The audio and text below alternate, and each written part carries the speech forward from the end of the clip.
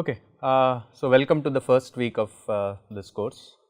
In week 0, basically what we did last week was just recap some of the basics for that will be required for this course. Okay, so this week we are going to cover two things. First, today I am going to go over introduction to MPC, just talk about what you can expect when you are trying to solve a problem using model predictive control. And then in the remaining 2 days we are going to delve a little bit more deeper into linear algebra.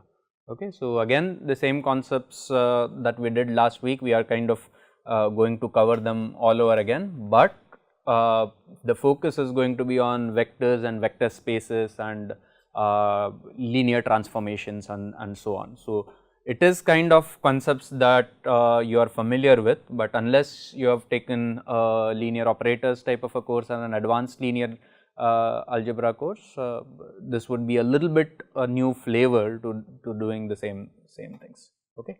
But today though we will talk about introduction to MPC, and this is just information about MPC from Wikipedia. So, MPC is an advanced process control approach or advanced multivariate control technique. It started in process industry, as I have said multiple times. The important part about this, it is an optimization based algorithm. So, it allows current time slot to be optimized and do that in what is called as a receding horizon manner. We use a model to predict the future, so that is why it says anticipate future events. Something that we will come to in probably week 12, the last week of this course, is this anticipate future events is about two things. Pretty much for 10 or 11 weeks of the course, we will talk about what we call feedback correction. Okay.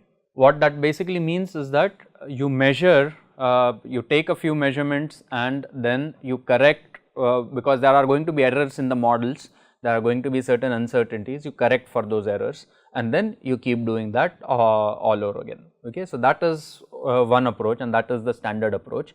The other approach, or the more advanced approach, if you can call it that, is to quantify these uncertainties, and can you use the past in order to predict also how the uncertainties are going to behave, and that is basically one more aspect of MPC. Okay, the former aspect is MPC is said to be optimal in open loop sense. In the latter aspect, the MPC is said to be optimal in closed loop sense. For most of you in this room, probably the last statement would not have made sense. Hopefully by end of this course it will make a little bit more sense.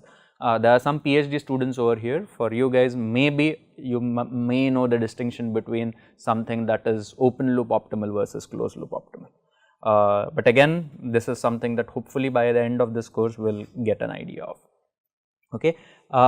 From my point of view, one of the biggest reasons for MPC's success in process industry is or are these two things: multivariate and ability to handle constraints. Okay. This is again something that I said last week, this is just reiterating that.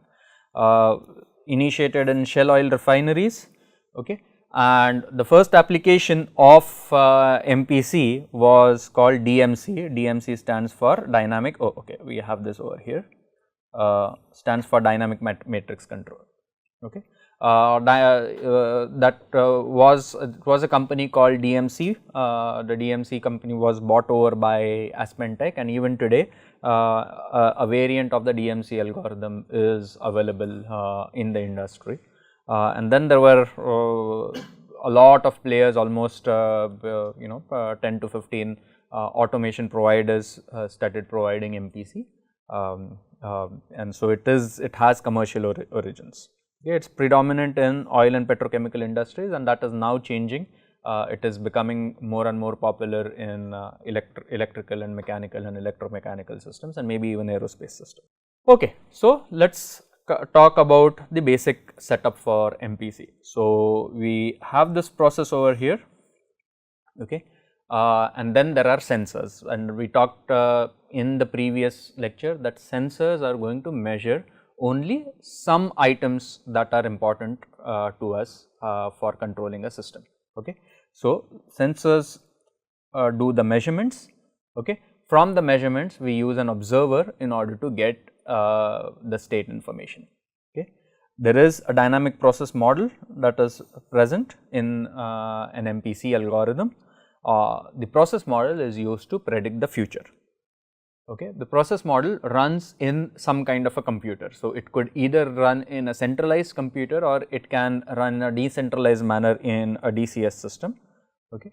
What is done in MPC is we predict how the future is going to behave for various different sets of input moves, and then an optimization algorithm selects the best set of input moves in the future, okay. So, let us say we are at time 10, we will predict the future at time 11, 12, 13, 14, 15, that will make a prediction horizon of 5 steps into the future, okay. We will optimize and determine what is going to be the inputs for the next m number of steps, okay. But we are not going to implement all those inputs, we can only implement the current input. So, at time 10, although we have calculated inputs at time 10, 11 and 12, we will only go ahead and implement the input calculated at this time. That is sent as some kind of a set point to a lower level control loop, okay. We talked about hierarchy of process control, right. So, and that lower level control loop determines the flow rates, for example, or the final control element, how that final control element is going to move in order to meet this particular requirement, okay.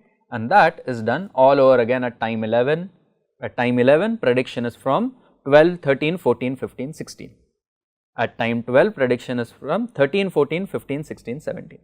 Okay. You would have noticed when I talked about 10, I said 11 to 15, when I talked about 11, I said 12 to 16. Why? Because 10 has already happened.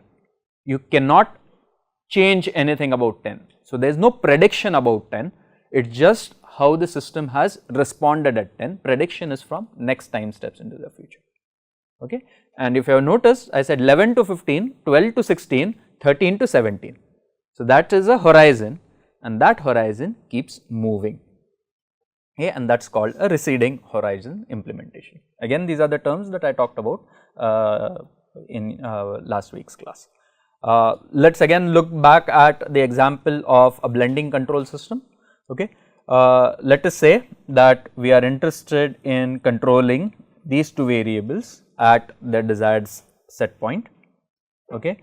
We want to control Q also at their desired set point. In addition to that, there are certain constraints on manipulated variable. For example, the U1, U2, U3 should be greater than 0 or maybe greater than equal to.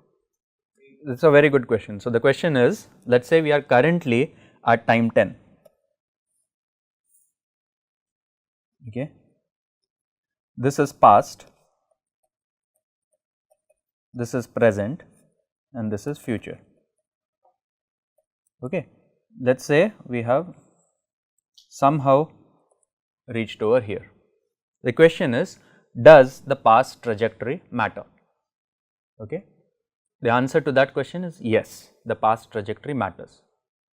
The other question, which was specifically what the question he asked, is do we need to keep in our memory all the past, that is 0, 1, 2, 3, 4 up to 9, do we need to keep in the memory? The answer to that question typically, usually is no.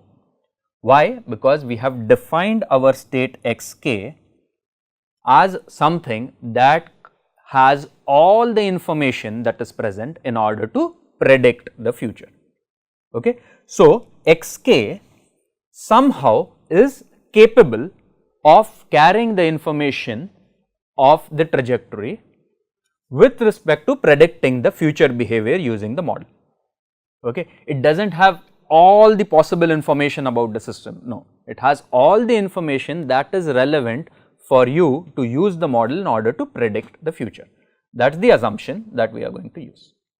Okay. So, under that assumption, the information that you need is x10 in order to predict the future. Okay. In next week's class, we will actually take up an example what that means. There are examples of finite impulse response models where you keep certain information of the past in your memory. Then there are something called ARMA model. So, people who have done or are doing time series analysis course might have come across these models, where you say that in order to predict future, I need to keep information of 4 time steps in the past or 3 time steps in the past. Okay. So, yes, information of past is required, but we define states such that x10 is sufficient to predict x11, x12, x13. Okay. So, the shorter answer to this question is x10 is sufficient. Sorry, yeah.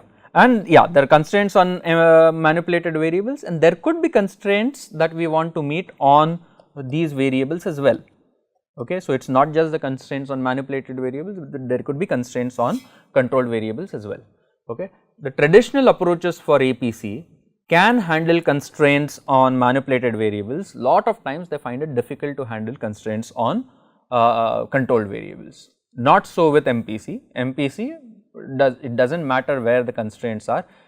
Structurally it is capable of handling. It is possible that certain problem formulations are such that it is not possible to handle it, but in general as a structure, yes, it is possible to handle it in MPC. Okay. So, the conventional control system uses regulatory PI controller, several other controls such as high-low selectors, lead lag type of control, ratio control and so on. So, for example, this is a ratio controller, okay, which basically looks at the ratios and then determines what is going to be the set point. So, it takes this value, it takes this value, it takes this value, okay, uses the ratio in order to determine what is going to be the set point. Okay. So, conventional system is basically composed of multiple seesaw loops that are handled together. Okay. As against the MPC solution is multiple output, multiple input system is handled as such, it is handled in a multivariate way. Okay. And the optimization problem is posed in this particular form, which means your RA is to be kept at its set point, your RB is to be kept as a set point, your Q is to be kept as a set point. Okay. And these gammas, there would be gamma A, gamma 1, gamma 2, gamma 3, but in general these gammas are used to tell the algorithm what importance do you give to RA, RB and Q in relative terms. Okay. It is also used, for example, let us say RA is in the range 0 to 1, RB is in the range 0 to 1 and Q is in the range 0 to 100. Okay. Then we may want to use gamma as 0.01 squared, so that all 3 are weighed in the same order, of magnitude. Okay. So, this is known as weight. Okay. And this entire box is an objective function. Okay. And we will talk about this when we come to MPC a bit later. Okay. So, as you can see, it is one objective. Somehow you are trying to say that we want to minimize some kind of a weighted sum of deviation from set point of variable 1 and variable 2 and variable 3, RA, RB and Q. Okay. And where does MPC sit in this overall hierarchy? It sits at the advanced process control layer. Okay. And that is what I meant when we said over here is MPC determines what the set points are going to be for the lower level loops. Okay. There are very few instances where MPC directly implements those set point on the final control element. It is usually going to be a PI or PID control that implements the final control element. Okay. Another example, this is an example or a kind of simplified form of this example is something that you will do for your first project. Okay. This is a 7 output 3 input system, U1, U2, U3, 3 input, and U1 to U7, Y1 to Y7 are going to be the 7 outputs. Okay. And the objectives is going to be to maintain the quality of top draw and the quality of side draw at its desired set point. So, this is a fractionator which basically I talked about an ethylene plant or a propylene plant. Okay, fractionator is one of the devices that is used in a similar plant like this. So, your set points is that the quality of the most volatile compound and the quality of your middle volatile compound are kept at the desired set points. In addition to that, the temperature of the bottoms has to be kept above a particular value. Okay, and you want to minimize the heat recovery through U3. So, these are all conflicting objectives. So, there are objectives of keeping things at set points, there are objectives of maintaining certain constraints. So, this is an example of an output constraint. Y7 has to be kept above a certain value of temperature. Okay.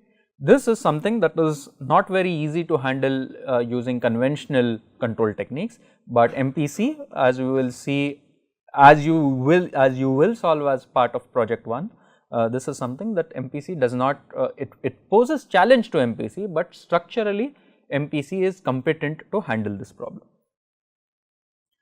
Yeah, and yes, the other thing is non-square system, right? It is 3 input 7 output system. Number of inputs and number of outputs are not equal. Okay, and this is the example that we talked about in week 0 while motivating the system. So, let us look at the multivariate process control, the various hierarchy that are present in multivariate process control. The topmost hierarchy when it comes to multivariate control systems is the plant wide optimization. Okay. Usually it is a steady state optimization which determines how an overall plant is going to be run. But these days people have been talking about dynamic optimization carried out in this layer also. Plant wide optimization, it is also called RTO, real time optimization. Now that corresponds to individual unit level local optimization. So, this is at the plant wide plant level and this is at individual unit or individual subsection level. Okay. In traditional control, you had ratio control or high low select logic, lead lag and all of those things sitting in the APC layer. Okay. This entire complicated structure is replaced by MPC. Okay. What this magic is, what this black box of MPC is something that we are going to learn. Okay. And finally, the decisions that are determined by the MPC layer are passed on to individual control elements. That this is something that I have talked about a couple of times already today. Okay. And it is these individual control elements that are going to implement the final control action. Okay. And this is an example of a typical scale of MPC. Okay. This is a 25 input 59 output problem.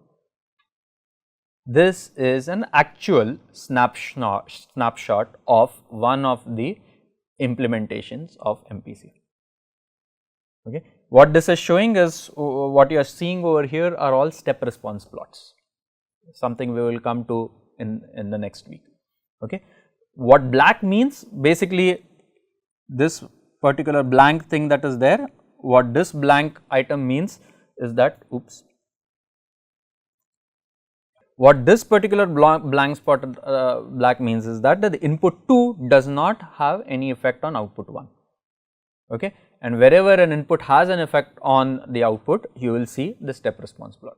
Okay. Now think about how challenging the problem is going to be if you want to put decouplers, lead lag logics and all those things that you have studied in your process control course. Okay. MPC again, it is not an easy problem, Why? Because it is a large scale problem. So, therefore, I am not trying to say that it is an easy problem, but the structure of MPC does not distinguish between a CISO problem or a large MIMO problem of this sort. Okay. And this is the reason, another reason for the popularity of MPC is it is multivariate, and it was originally made for a problem of this size. It was not made for a problem 2 by 2, 3 by 3 and then expanded to a problem of this size. It was originally made for a problem of this size. I do not have the statistics on it, but I think one of the largest MPC is tackles approximately 100 or so variables simultaneously.